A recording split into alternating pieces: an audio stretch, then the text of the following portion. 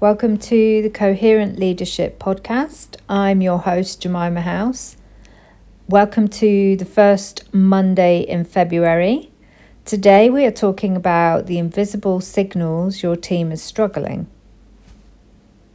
So before your top performers disengage or start taking extended sick leave or just check out to the point where you can't reach them anymore, there are some signals, but they're subtle and often easy to miss when you're already juggling lots of things and leading.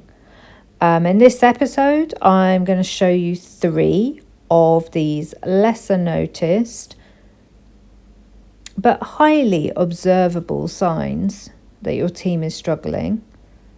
I'm going to talk to you about how you can spot them early so that you can take some action before it becomes a costly problem. The first one is hidden emotional labour. So in lots of teams, some people, and it is often women, I'm not out of order for saying that, it just is true, carry the unspoken work of keeping all interactions smooth, managing tension and anticipating the needs of others. You might notice it in micro facial expressions, subtle shifts in posture, or small gestures like over-checking with colleagues. Like, do you think this is okay? I'm not sure about this. Or smoothing over minor conflicts. So just not wanting to rock the boat. And as ever, this isn't about labeling or judging anybody. It's about noticing where energy is being drained so that you can focus attention and create the space for better contributions from everyone. So all of my work is based around noticing patterns and behaviours.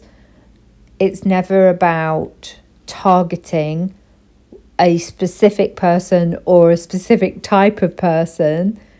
We're looking at the patterns, because once you address the patterns, then the behaviour starts to shift and you have come at it from a systems level, which is, among many other things, very, very efficient.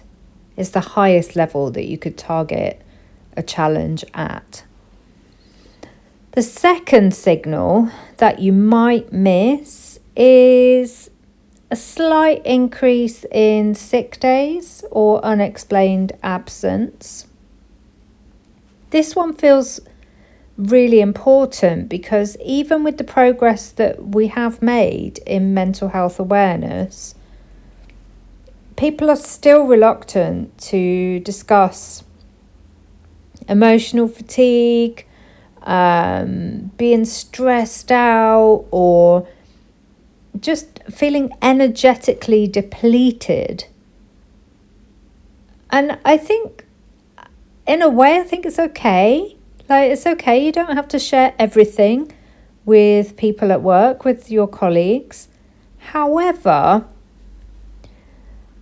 it becomes a problem when it's easier to say that you're sick to get time off than to give the broader explanation, but the truer explanation, actually, I'm feeling mentally overwhelmed, or I'm feeling really strained emotionally.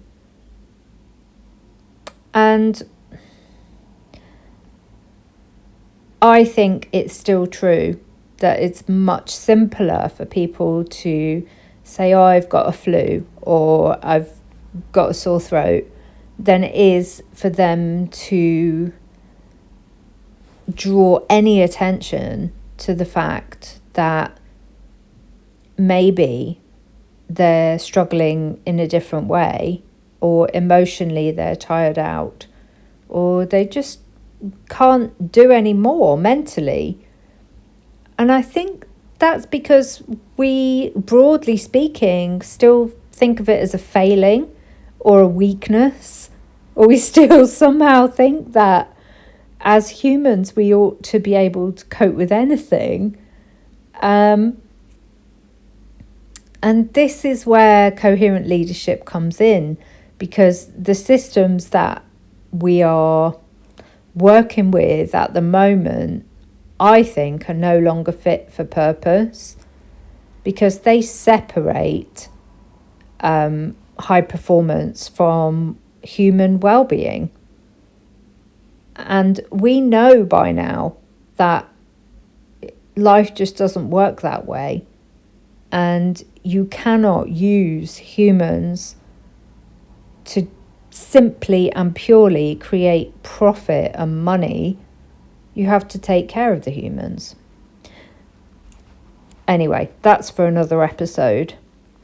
Where do we get to? So the third signal is, I guess, building on the second. It's how hidden stress impacts collaboration.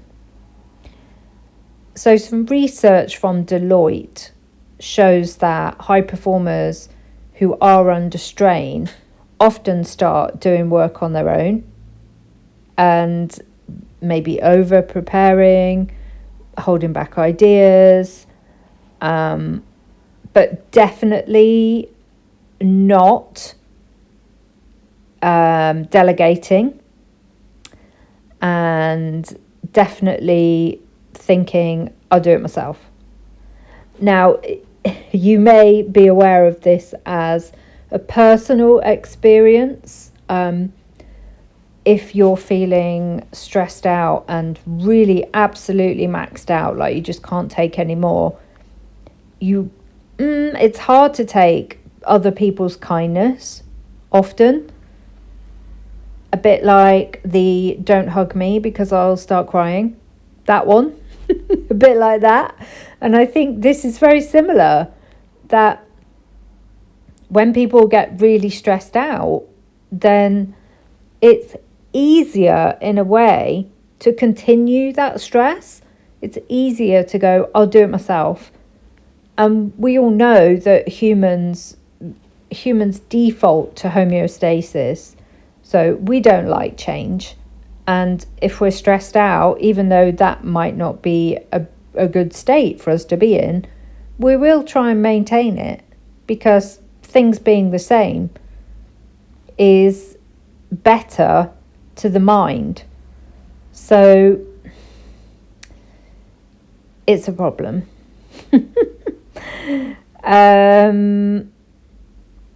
Things that were shared before, like work that was shared or projects that were shared, things like that changing, and suddenly people taking 100% responsibility for completion of things, cutting other people out. Sometimes that behaviour tells you exactly where your attention is needed. So when we look at why these signals start to appear, it often comes back to a few guiding principles of the coherent leadership system. And they are three: supporting mental health, making sure that communication is clear and relationally safe, and thirdly, applying feminine leadership principles. And those principles are collaboration over competition. Fair doesn't always mean equal. And that every leader is sovereign in their own lane.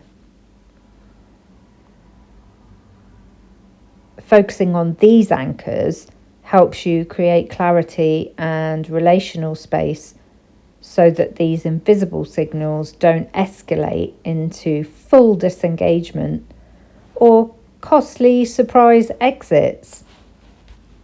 Because let's face it, nobody wants to deal with that. So if any of this feels familiar in your setting,